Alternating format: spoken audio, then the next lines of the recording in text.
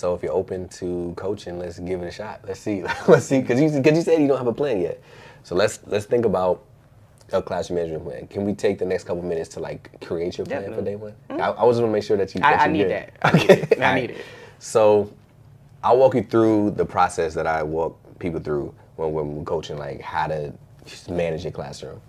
And it's going to be principles, not necessarily a turnkey solution, but principles because, again, I want you to implement best practices while retaining your individuality. Like, I don't want you to become the next best me. I want you to be the very best you. So right. I want to help you understand the principles. So the principles, I want you to think about, what if I told you that the principles that are being taught in this video could be taught to your school community live and in person? Well, the answer is yes. I'm Daryl Williams Jr., and you know that I'm on a mission to help 1 million students be able to live the life that they choose, not the life they're forced to settle for. And I do that by empowering new teachers to have a big impact on student achievement data without burning out, without feeling unsupported, and without changing who they are. So if there's a message that I can empower your students, your staff, your school community with, I would love to pop up in person and make that happen and provide massive value for your school community. Check the link in the description below to fill out a booking form, and somebody from the team will get back to you about how we can work together. What are the 3 things that students need to be able to do to be successful in your class? You said 3 things? 3 things they need to do in order to be successful in your class.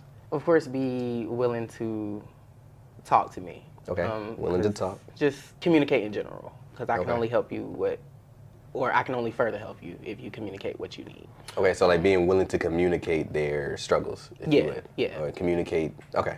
Outside of what I can already see, I need you to relay that back to me. I got you. That's one. I hate to sound cliche, but be able to follow directions. That's a necessity. Sometimes cliches need to happen. Follow directions, tell me why. I'm just very strategic in everything that I do, and I want you to be as well. So when you're saying you need them to follow directions, is the academic processes, or you need them to follow directions like in the class, like come in, sit down type directions? Both. Because I feel like when you can't follow classroom structure, it leads to other things like behavioral problems, and then it starts affecting other students, and it's just a domino effect. Not for sure. So follow directions. Okay, bet. 3rd one, just care about your education, really. Care? Why? Why? What would them caring about the education do for them? When you care about your education, it shows that you're on a road to complete goals. Because even something as simple as a diploma, you can't even get a job at McDonald's without a diploma. Facts. I don't know. I never looked it up. So I just want students to care about their learning and their learning experience. Okay. So you're saying, obviously, you need them to care. How would you know if they care? Really through engagement. Of course, I'm going to do my part, make sure that the lesson is engaging. But outside of that, that's where we need to assess problems. How will you know? Like, how will you know if they're disengaged because they don't care, or they're disengaged because you're boring? That's where communication comes in, though. Okay. Like, if I need to liven up the lesson a little bit for you, you have to communicate that to me. True. Or if you have something going on at home, you have to communicate that to me, because I don't know. I can't read minds. Right. So with the communication thing, it's not just willing to communicate their struggles, it's willing to communicate the struggles, successes, failures, roadblocks, apprehensions. Okay, anything that's holding them back. So now I want to flip the script. So these are the 3 things. I'm going to read them to you again. These are the 3 things, but now I want you to think about what would keep students from doing these things successfully. Because from there, then we're going to build out our expectations for the class. So the 3 things you said that they need to be able to do are they need to be willing to communicate the struggles or anything that is holding them back. They also have to follow directions and abide by your procedures. And they have to care about their education. What's stopping them from doing these 3 things? What 3 things are stopping them from doing these 3 things? Communication, something physical. Of course, I can gauge that where I need to. But you want to communicate. Like, you want them to be able to speak. Yeah. So if somebody's sitting in your class, let's just say you had a student named Ashley, right? And she's sitting in your class and she's not getting it. Like, everything is over her head. Why wouldn't she tell you? Maybe it's too personal. Maybe she doesn't find me approachable. So if she doesn't find you approachable, what would keep her from talking to you? Like, what is that emotion, or what is the thought going through their head when she's sitting in class and saying, "Oh, dang, Professor X is not approachable"? Like, what is that feeling or emotion or thought? Like, what's keeping her in her seat? The fear of judgment. Okay. So what's keeping students, or what could potentially keep students from communicating their needs, is fear of being judged. Boom. All right, so that's one. All right. So there may be a fear of being judged. All right. What keeps them from following directions? Lack of structure in other areas or inconsistency. Well, on your part, Yeah. what is in their control that would stop them from following directions? I want to say inflated sense of self. They think they know it all, but I also don't want to place the blame on them because I'm always looking at what I can do. Yeah, because you're a humble beast. Because you're humble, like you're gonna take all that, which is dope. But there's also, they have ownership in this as well. So I love that you identified. Okay, maybe it's me. So far, for all these ones, you're like, maybe it's me. Maybe I'm boring. Maybe it's, you know what I'm saying? But they have the ownership too. Like, what will keep them from following directions? And say you're being consistent, because you're always gonna have those students. Say you are being consistent. Say the directions are clear. What would keep somebody from wanting to follow directions? I'm thinking that sometimes they just want to do things their own way. Like, they just want that.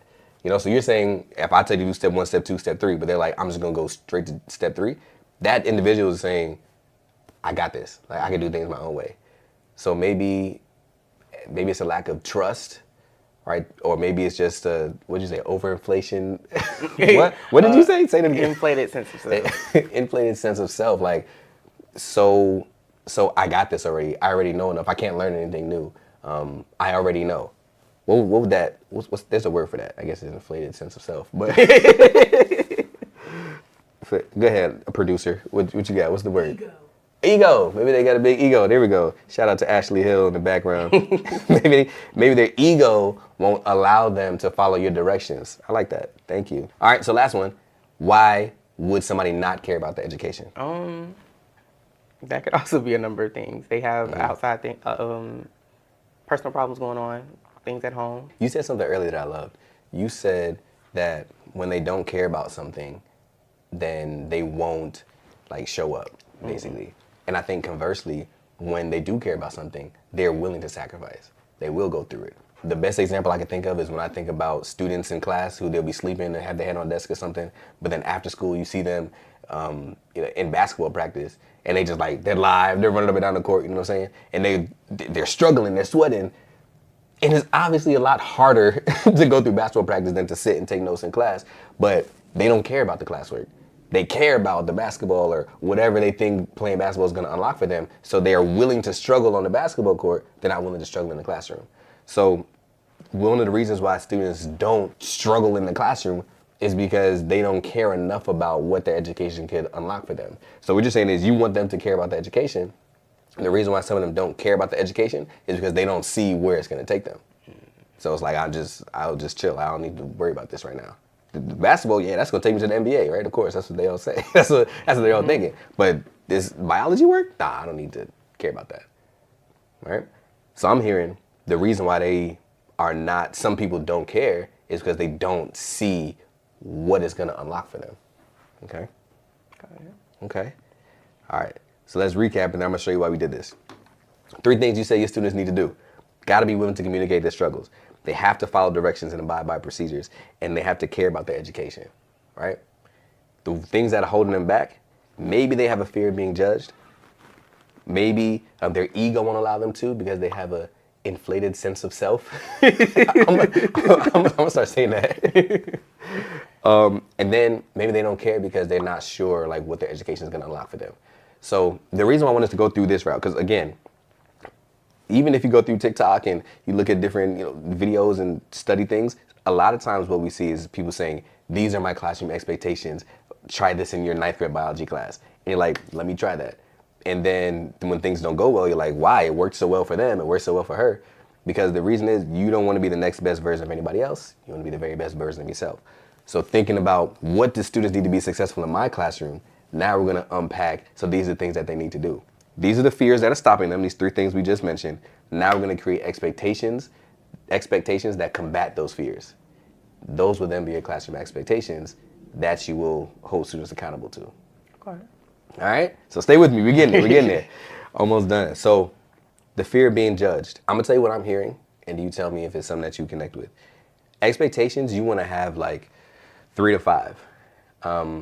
Expectations a couple of years ago replaced rules. You know, when we were growing up, rules, no chewing gum in class, no doing this, no, right? But with rules, it's long, and then you start looking at all the little behaviors that shouldn't be done, I guess you would say, that are going to take them away from, you know, being successful in class. But where does that list stop?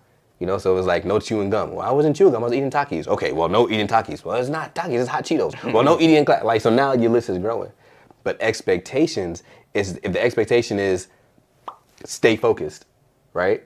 Okay, if you're eating Takis, put that away because you're not focused. It doesn't matter what the thing is, right? So rules are too specific and minute. Like, you got to target every little thing. Whereas expectations is more of an overarching umbrella, and everything that the expectation covers is where students should align. All right. So let's come up with these expectations. First, you said that there's a fear of being judged. The expectation I'm hearing, so we need all students to, one, be in a mindset where they are okay with being judged, because we don't want them to have the fear of being judged, because, again, that's what's going to keep them from communicating with us. So being open-minded, that can be an expectation. Be open-minded, but then also with our classmates, we don't want them to judge each other, because we know that if they're judging, if they're snickering, if they're saying things to each other behind the scenes, under the table and things like that, that's going to keep somebody from speaking up, because they're like, oh, people are judging me, people are laughing at me, people are making fun of me. So I would have a classroom expectation where we don't, that we treat others with respect and treat others well and treat others kindly, because in that case, we're not judging anybody, right? So I'm hearing 2 so far, which would be have an open mind and be resilient. Resilient means even if they do judge you, that's fine, right? But then I'm also hearing that we need to treat others well and with respect, so that we're not, so I can target, or I can keep people from being judged. I don't want it to be I don't want it to be my words. I want it to be your words. So how about, okay, give that an expectation. For the first one, individual student that doesn't want to be, you don't want them to have the fear of being judged. How would you say that as an expectation? Being open, I guess. Open to new ideas, open to, I love it. new experiences. Experiences. Yeah, there you go. All right, so be open to new experiences. Yeah, because somebody who is open to new experiences, they're going to have their open mind. Even when you're doing something on the board that's a little tough, I'm open-minded. I'm open to this new experience. I'm not going to be afraid. I'm going to give it a shot. Oh, boom. That's expectation number 1. You got it. Number 2, what would you say to other students instead of don't be mean to each other? You know, because they're like, I wasn't being mean. I just said. So how would you frame that in a positive way? I hate the one worded, but respect. Just respect is And that's respect fine. everything. The cool thing is, because earlier you said, I don't want to sound cliche, but the cool thing is, like, if it's the thing you want to say, then just do it. Like, respect is such a powerful word. Like, you don't have to find a synonym just to find a synonym. If respect is what you want, respect, cool. So respect each other, respect others. And that's also powerful because they can understand that. They know what respect means. All right, so you got 2 expectations already. First, be open to new experiences. Second, respect others. The next thing I'm thinking of is something to do with the ego. So he says sometimes their ego won't allow them to follow the directions. Sometimes they have a inflated sense of self that they can't follow the directions. How would you then make that an expectation that they follow directions? I guess be coachable. Be coachable. I love that. Yes, because somebody who's not coachable is somebody who says, I already know everything. I'm good. I don't need to do things your way. But be coachable. I love that. And honestly, I think that's amazing for high school. I think that's good high school terminology. I wouldn't say that in kindergarten, but you know, I think in high school they're like, okay, be coachable. Like I can resonate with that. I know what that means. And then the last one we said, to care about their learning. We want them to care about their learning. Sometimes they don't care about their learning because they don't see what their learning is going to unlock for them. What would you say is then the expectation that you need for every student to make sure they care about their learning? Always put their best foot forward, inside and out the classroom. Why outside the classroom? Really, I believe people are a reflection of what they know. So if, for example, you see someone out in public acting crazy, they don't know any better. And I know that sounds bad to say. But when you're taught from an early age to always do your best and show up your best, it's hard not to when you've been doing it from childhood. No, yeah, I get that. So you want them to build that muscle so they keep it with them. I love that. I love that. So we have 4, man. We have 4, and like I said, 3 to 5 is typically the go-to. I'm not gonna. We don't have to force it to 5.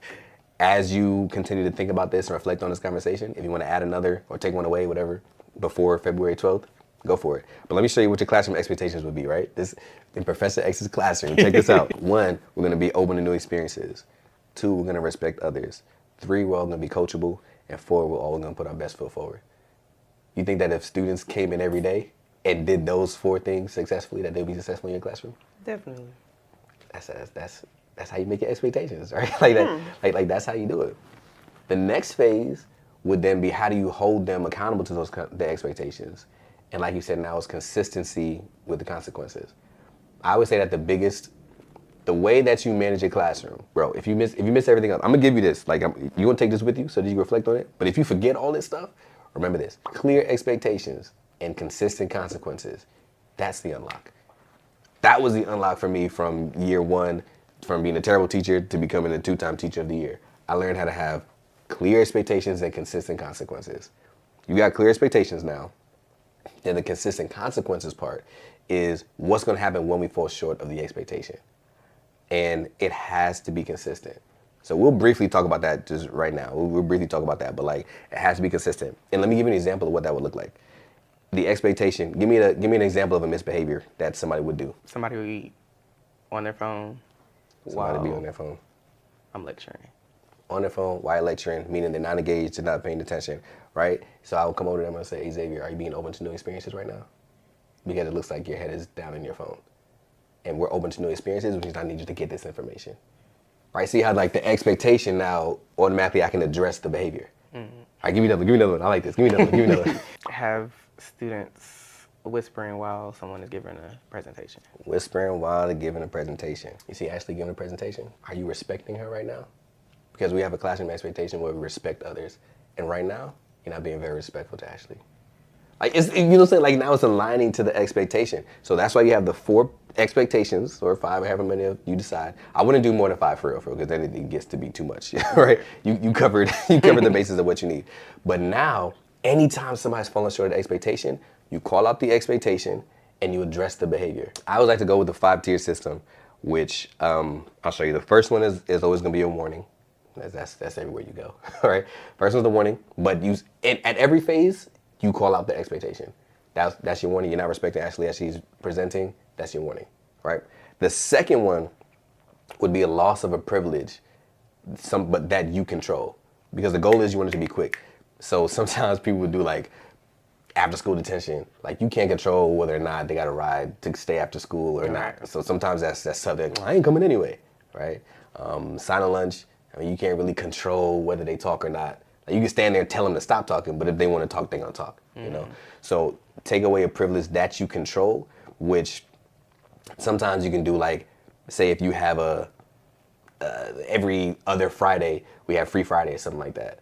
Well, you don't get to attend, you gotta go to another classroom. Like something like that, where it's like, I control it, I control this thing, or I'm gonna give everybody, I don't know, Xavier bucks. Sometimes they do stuff like that where you can buy stuff from the teacher or whatever. I'm gonna buy everybody Chick-fil-A. Not saying you have to, but like, you're not gonna get any, you know what I'm saying? So whatever it is, it's something that you control and they have no say no matter whether or not they comply. So the first one's a warning. The second one, I'm gonna take away a privilege that I just took it. You don't have to agree with the fact that it's gone. Like, you just took it. How's that feel so far? Excellent. Sound doable? But again, you got to be consistent with it, like, definitely every time. The third tier, I would say, is then an environmental shift, which would be like, I'll move your seat, or sometimes they have a cool down corner, or I used to have a reflection station where they would have to go in there and reflect on their behavior. But that's like, you physically gotta like move. Like, you're sitting in that seat and I had to talk to you 3 times. All right, you gotta go sit over there for me. All right. That one gets a little testy sometimes, but you just gotta be firm with it, because sometimes, like, again, they'll be like, I'm not moving or whatever, you know. That's fine. Don't go back and forth with them. Just go to the next tier. Like, all right, you know what I'm saying? Tier 4, I'd say, is temporarily removed from that environment.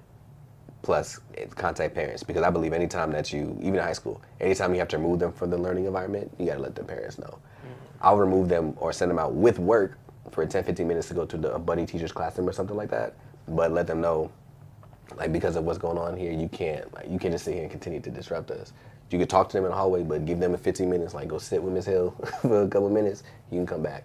That's fine. And once you're ready to relearn, and then that last step 5 is going to be seek support, which is either administration or a mentor teacher or somebody who was like, I talked to them 5 times. I called parents and I sent them out. They came back. They're still acting up. Now I need some assistance, right? So a lot of times what people do is they give them a warning and then they skip the middle 3 steps and they get frustrated and then they go straight to, I need an administrator, I need a support, I need a referral, right? 'Cause at this point now I'm blowing up, but you miss like all the middle steps. So that's the rubric that I would try. You can decide obviously what those things are gonna be. Again, I don't want you to use my exact stuff, but the principles, the principles work. These are best practices. I always start with a warning. If you're gonna remove something that you control so they can't fight with it. Yeah. Then shift them up in the environment, let them take a break somewhere else, and then after all else fails, then yeah. Okay. Then administration. All right?